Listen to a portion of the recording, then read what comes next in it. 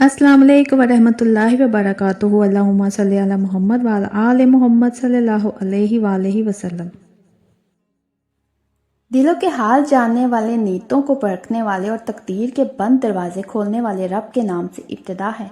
वही ज़ात है जो चाहे तो बरसों की दूरी को एक लम्हे में कुर्ब में बदल दे, जो चाहे तो बिखरे हुए रास्तों को एक सीधी राह में समोड़ दे।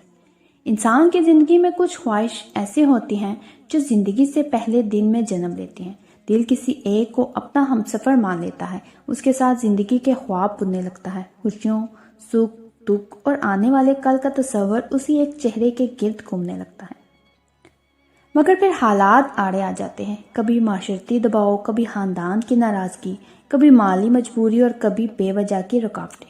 इंसान कोशिश करता है, बात करता है, समझाता है, सब्र करता है, मगर जब हर दरवाज़ा बंद नज़र आने लगे तो दिल बेचैन हो जाता है।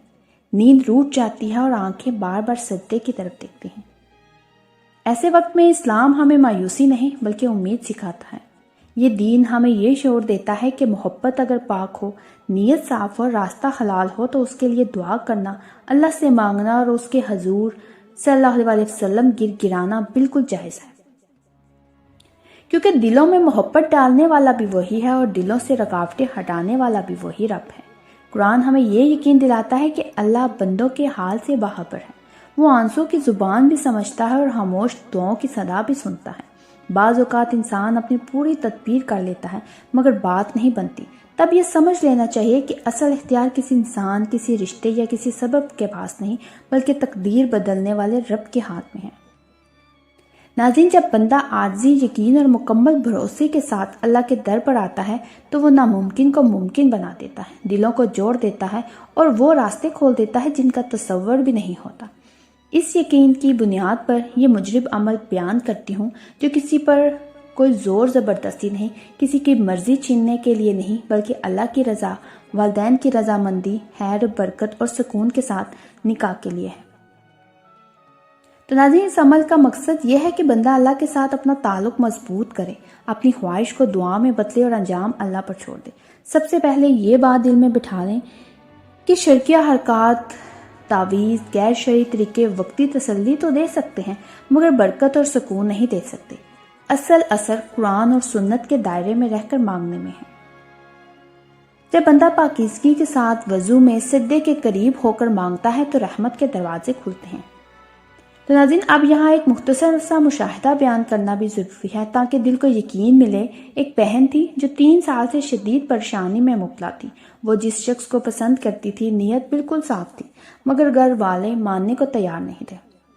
बात बार बार टूट जाती, कभी सख्ती, कभी खामोशी और कभी बेवजह की रुकावट सामने आ जाती।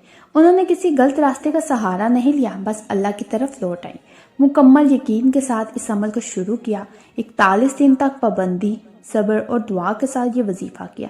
हर दिन के बाद दिल में यही कहा गया कि या अल्लाह, मैंने मामला तेरे सुपुर्द किया, नतीजा तेरे इख्तियार में है।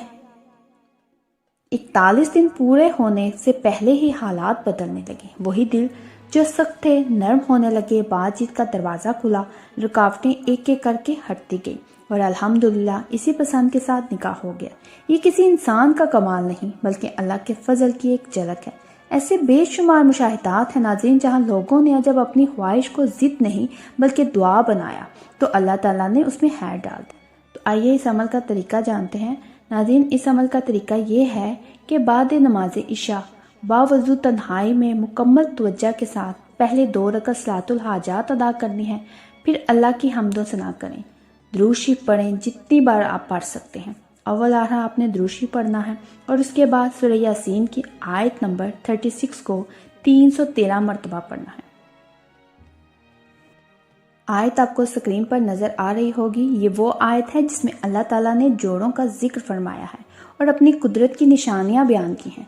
पढ़ते वक्त दिल में यही नीयत हो कि या अल्लाह, अगर ये रिश्ता मेरे हक में बेहतर है, दीन, दुनिया और आखिरत के लिए खैर का सबब है तो इसमें आसानी फरमा दे, दिलों को मिला दे और रुकावटों को हटा दे, और अगर इसमें मेरे लिए नुकसान है तो मेरे दिल को इससे हटा दे और मुझे इससे बेहतर अता फरमा।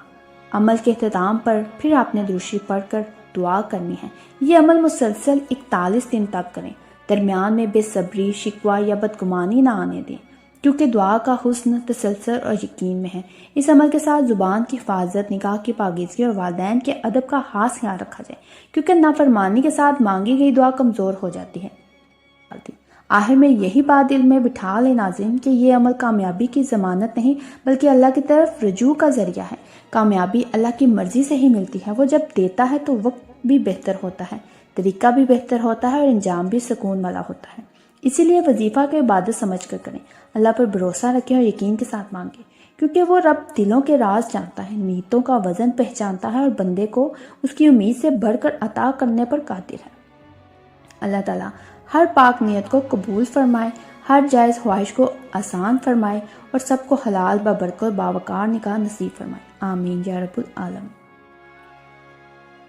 تو ناظرین، اگر آپ کو میری یہ کہانی، میری یہ الفاظ دل سے لگے ہوں تو میرے چینل کے ساتھ جڑے رہیے، میرے چینل کو سبسکرائب کریں، لائک کریں، شیئر کریں، مجھے کمنٹس میں ضرور بتائیے گا کہ کون کون درود پاک پڑھتا ہے۔ ایک نئے مشاہدے کے ساتھ دوبارہ حاضر ہوں گی۔ جزاک اللہ۔